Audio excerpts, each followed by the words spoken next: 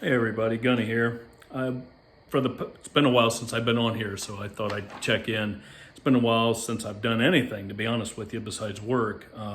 Recently, I've been been having a little bit of fun with writing some stuff down. Some people have asked me some questions, and a friend of mine on a Facebook group asked me a question about what I thought was going to happen with the election. I wrote this big long response on a chat that was too long for a chat, and I thought, you know what, that might make for something.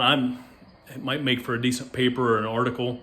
Now, first off, I ain't no writer. I'm a dumb jarhead, so bear with me here. I ended up writing a little paper, and I thought I'd read it on here. It's called A Situation Report of America, How I See It. Now, this was written about a week after the first assassination on former President Trump in Butler County, Pennsylvania. So here goes. Recently, I was asked what I thought was really going to happen in November. The answer is a bit tricky to answer. The easy answer would be to say if I thought Trump or Harris was going to win the election. To me, it's more complicated than that, and much more serious than just who wins or loses. And no matter who wins or loses, I believe we're in for some serious trouble. If not a complicated last few months of 2024 at a minimum, the first 6 months of 2025. With all that's going on around the world and in our country today, it's a very scary time. The following is my opinion. It's an overview right now on a global level.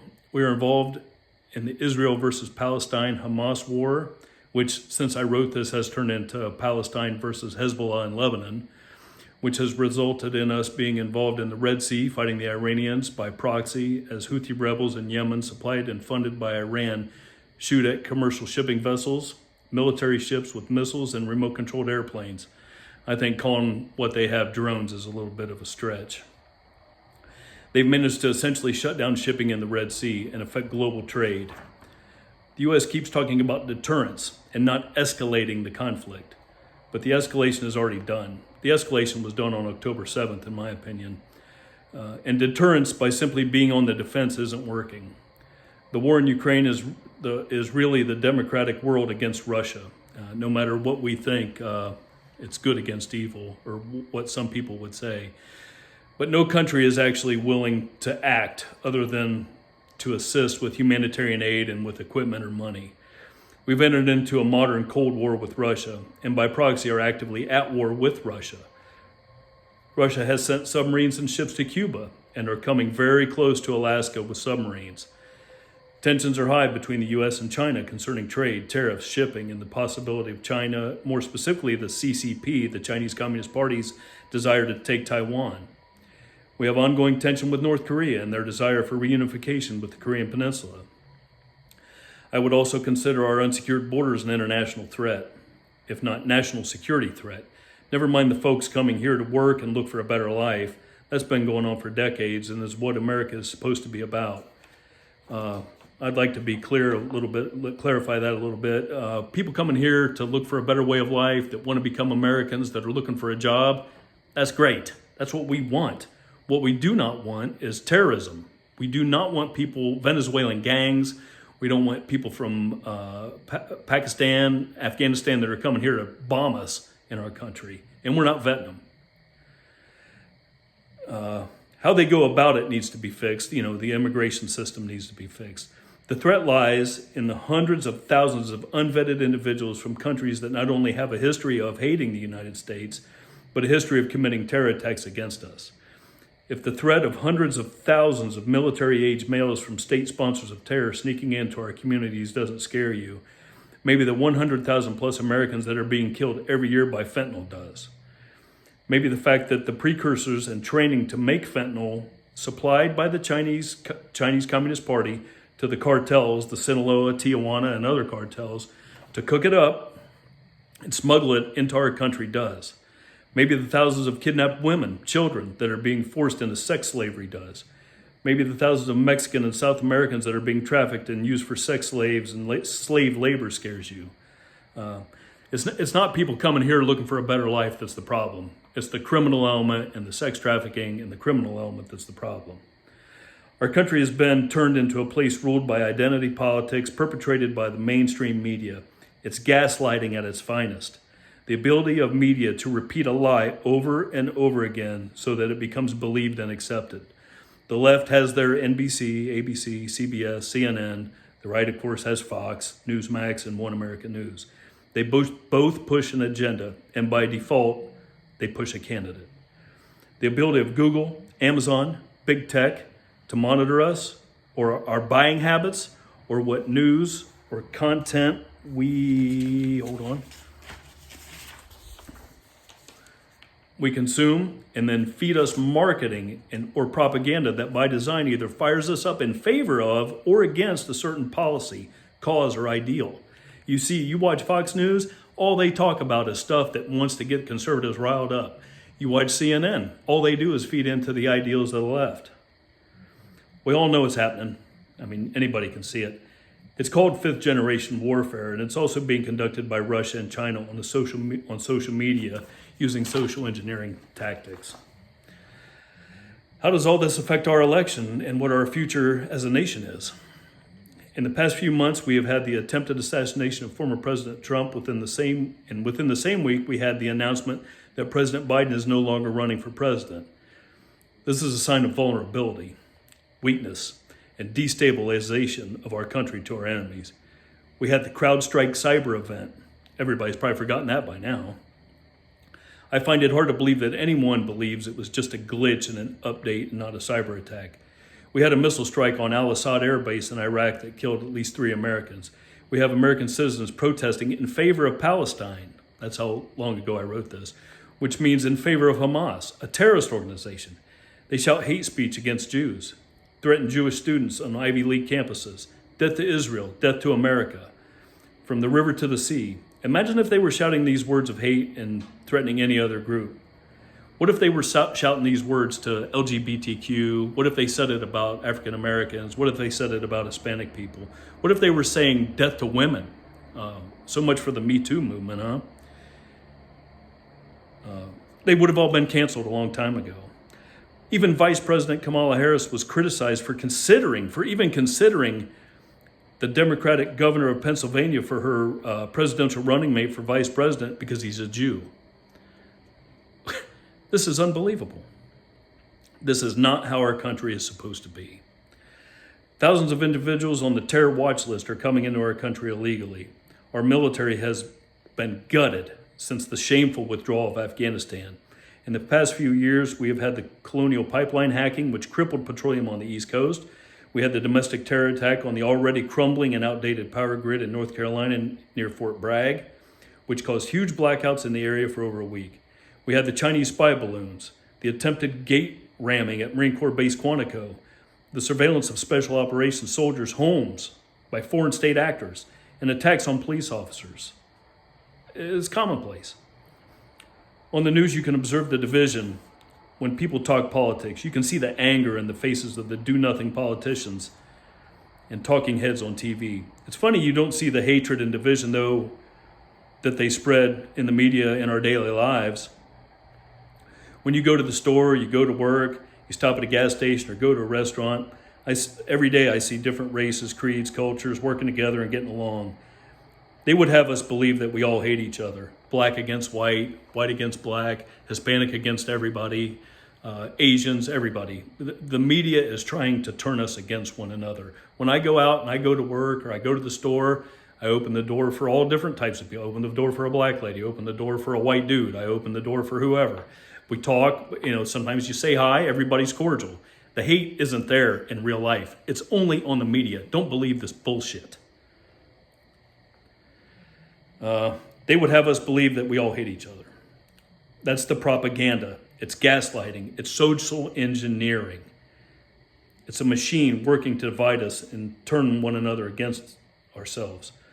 Former Russian President Nikita Khrushchev said, "The press is our chief ideological weapon." Dr. Joseph Goebbels, Hitler's minister of propaganda, would be proud of our mainstream media in America today. I firmly believe leading up to the election, now here comes my predictions, and some of it's already come true since I wrote this. I firmly believe heading up to the election, tensions will rise, and they have. We've already had another assassination attempt on former President Trump. Some sort of black swan event will occur. This will then send things over the edge. A white cop's going to kill an unarmed African American. Another virus or flu will emerge. A mass shooting, another attempted assassination of a high-value target, and that did happen since I've written this. During the days leading up to and following the election, there will be civil unrest no matter who wins. If Trump wins, the left's going to go crazy. If Trump doesn't win, the right's going to go crazy. Mostly peaceful protests, remember those terms? Different groups of professional protesters, funded by, of course, George Soros and other deep state actors, will agitate what would normally be peaceful protesters, encouraging acts of violence, looting, riots, etc. Different foreign state actors, Russia, China, North Korea, Iran, etc., will spread disinformation using TikTok and other social media platforms, leading to more division and more unrest. Roads will be blocked. We've seen it before. People ran over by drivers trying to get away from angry mobs, riots, looting, police stations burned down, shootings in the streets, some in self-defense, others just plain murder. If this sounds crazy or outlandish, where were you in 2020? I predict this will make 2020 look like child's play. While all this is unfolding, our police, fire, hospitals, emergency services will be overwhelmed. Grocery stores will be understocked. Remember the toilet paper shortage during COVID? Schools may even be shut down during the violence, especially in cities like New York, Chicago, Atlanta, Philadelphia, Pittsburgh, St. Louis, Jacksonville, Florida, New Orleans, Minneapolis, Seattle, Portland, San Francisco, and LA. Why? Because they have a history of that. Again, remember 2020. Through Thanksgiving and Christmas, things may settle down, but as we get closer to the inauguration, no matter who wins, it'll get heated again. Remember 2020. A very scary part of this is that no matter who wins, there will be a new president. This means that after the inauguration, there will be a transitional period with many unknowns. New Secretary of Defense, Secretary of Homeland Security, CIA Director, NSA, Transportation, Secret Service, first damn sure, FBI Director, Attorney General, new Joint Chiefs of Staff, new Chairman of the Joint Chiefs, and all the countless appointed positions within the government. I believe that this is going to be the most critical time when we are busy fighting amongst ourselves and without so-called leadership, is when we're going to be at our weakest and most vulnerable.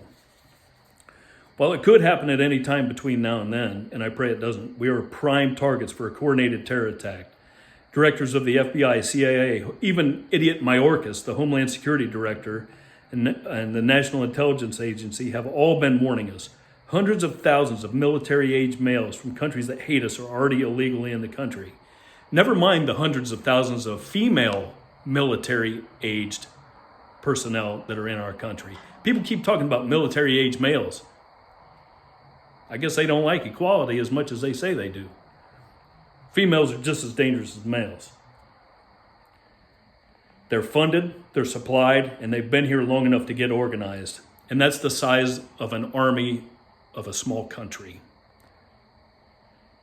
If there was to be a coordinated kinetic and cyber attack targeting banking, power grid, water supply, railroad, trucking, shipping ports, petroleum, cellular networks, and 911 centers, it would cause mass panic. Just look at what's going on in Asheville, North Carolina right now. FEMA's useless. Civilian volunteers are what's doing most of the recovery effort. It would be pure pandemonium and anarchy. Where was I here? It would cause mass... Simultaneous traditional terror attacks, such as bombings of government offices, bridges, dams, ports, railroads, and power substations. Police stations. That happened during 2020. Vehicle-borne IEDs, ramming gates of military bases and other facilities. There has been, I think, 4 IEDs since I wrote this. There's been a courtroom bombing, a detonation of an IED in San Diego or LA. There was a partial detonation of an IED on the Pitt River Bridge in California. And then there was just recently another IED that was exploded, I think, in the Pacific Northwest. Plus, they found a weapons cache in Arizona of RPGs and explosives. And that was, they're talking about that being used supposedly to target one of President Trump's planes.